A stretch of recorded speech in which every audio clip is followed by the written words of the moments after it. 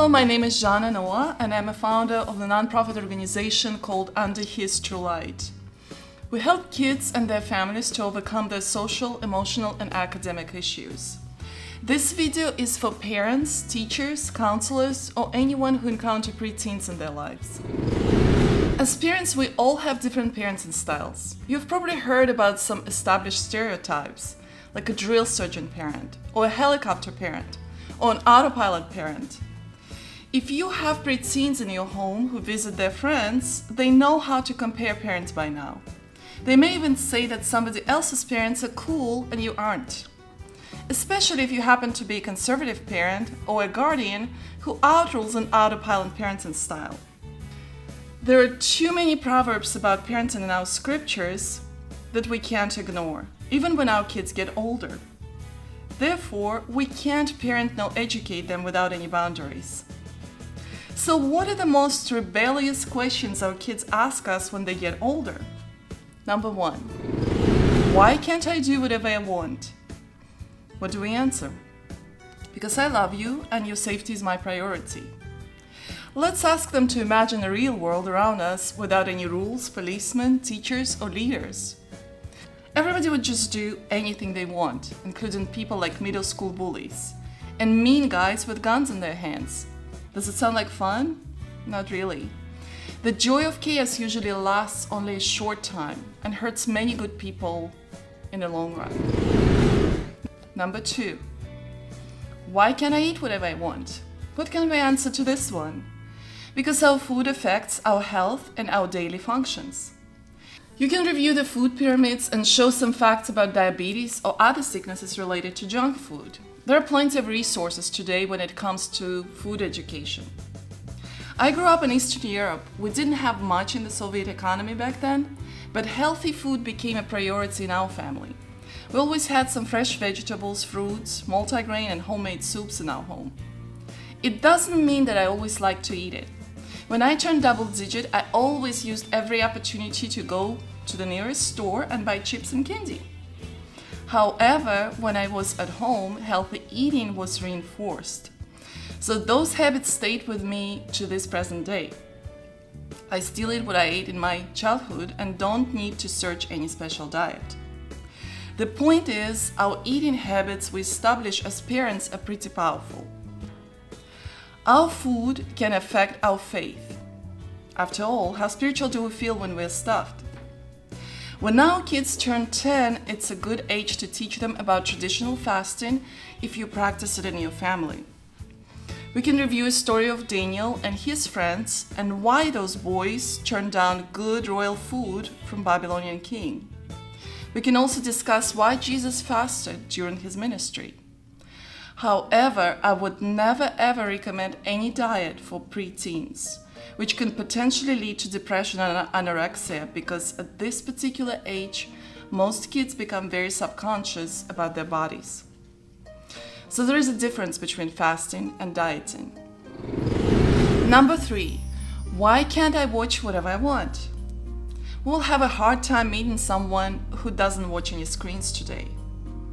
We are constantly on our phones, computers, iPads, probably as much as our kids. So what's the point in limiting those cool advances of technology? After all, our kids are usually nice and quiet or seem to be actively engaged when they're watching something or when they're playing their games. But the truth is, watching junk is the same as eating junk. When we eat junk food, it often ruins our appetite for a good meal. That's how hours and days spent on digital entertainment can ruin our desire to spend lifetime with our family and friends.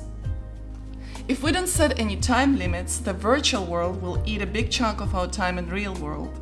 That's how we can easily forget to pray, to go outside, talk to our neighbors, or exercise. Media affects our faith. If our kids ask us, how do the media affect my faith? After all, I go to Sunday school every week.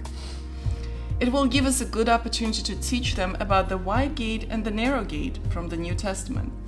Let's admit it, media has a lot of power in this day and age. We all know that the shows our friends or our co-workers are watching can compromise our values and our faith. And the compromise usually comes easier when we were watching those shows as kids. We need to educate our kids that media can also affect our physical and mental health. So physical is pretty easy to understand because if we're sitting, we don't exercise. But how does it affect our mental health? Any outside information we receive will process through our senses before it gets to our brains. Our vision, hearing, and all small group muscles have to be constantly working while we're receiving an outside media source. If the stream of information becomes too fast or too demanding of our attention, it forces our senses and our brain to keep up with each other and work harder. The problem is they are not designed to work simultaneously at the same speed.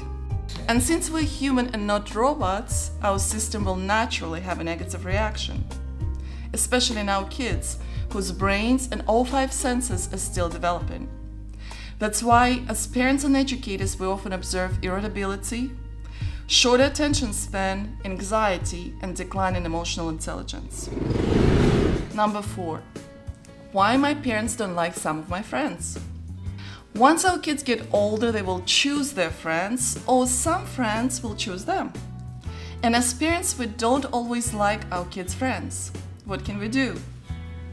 We always treat friends with respect, whether we like that friend or not.